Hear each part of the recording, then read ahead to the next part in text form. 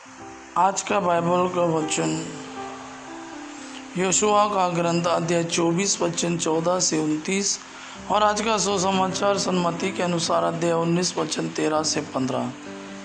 यहोशुआ का ग्रंथ अध्याय 24 वचन 14 से 29। यहोशुआ ने इस्राएलियों से यह कहा, प्रभु पर श्रद्धा रखो और ईमानदारी तथा सच्चाई से उसकी उपासना करो। उन देवताओं का बहिष्कार करो जिनकी उपासना तुम्हारे पूर्वज फरात नदी के उस पार और मिस्र में किया करते थे।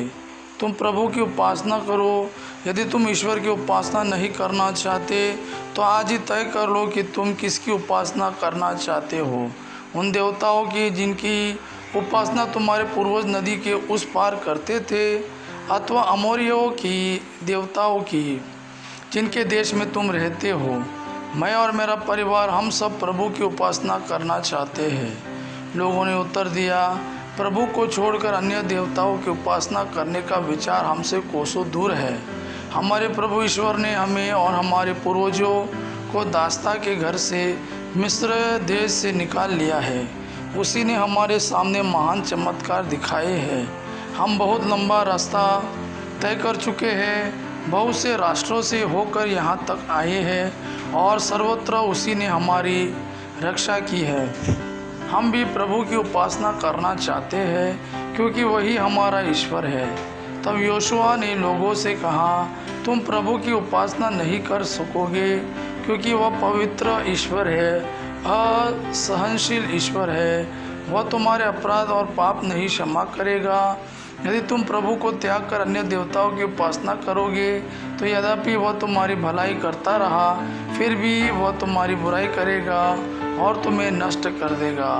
लोगों ने यहोशुआ से कहा, नहीं, हम प्रभु की उपासना करेंगे।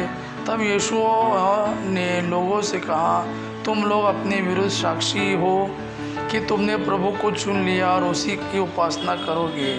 उन्होंने उत्तर दिया, हम साक्षी हैं। इस पर यहोशुआ ने कहा, तब तो अपने पास के पराये देवताओं का बहिष्कार करो और अपना मन ईश्वर में, इजराइल के प्रभु में लगाओ। लोगों ने यहोशुआ को यह उत्तर दिया, हम प्रभु अपने ईश्वर की उपासना करेंगे और उसी की बात मानेंगे। यहोशुआ ने उसी दिन लोगों के साथ समझौता कर लिया। उसने सिक्किम में उनके लिए संविधान और अध्यादेश बनाया। इसके बाद उसने उन बातों को प्रभु की संहिता के ग्रंथ में लिख दिया। उसने बलूत के नीचे प्रभु के मंदिर में एक बड़ा पत्थर खड़ा कर दिया और सब लोगों से कहा, यह पत्थर हमारे विरुद्ध साक्ष्य देगा क्योंकि इसने उन सब बातों को सुना जिन्हें प्रभु ने हमें बताया। इसलिए यह तुम्हारे विरुद्ध साक्ष्य देगा जिससे तुम अपने ईश्वर को अस्वीकार नहीं करो। इसके बाद यहोशुआ ने लोगों को अपनी अपनी भूमि में भेज दिया। इन घटनाओं के बाद प्रभु के सेवक नून के पुत्र यहोशुआ का 110 बरस की उम्र में देहांत हुआ। आज का सुसमाचार सन्मति के अनुसार अध्याय 19 वचन 13 से 15। उस समय लोग यीशु के पास बच्चों को लाते थे जिससे वह उन पर हाथ रख कर प्रार्थना करे।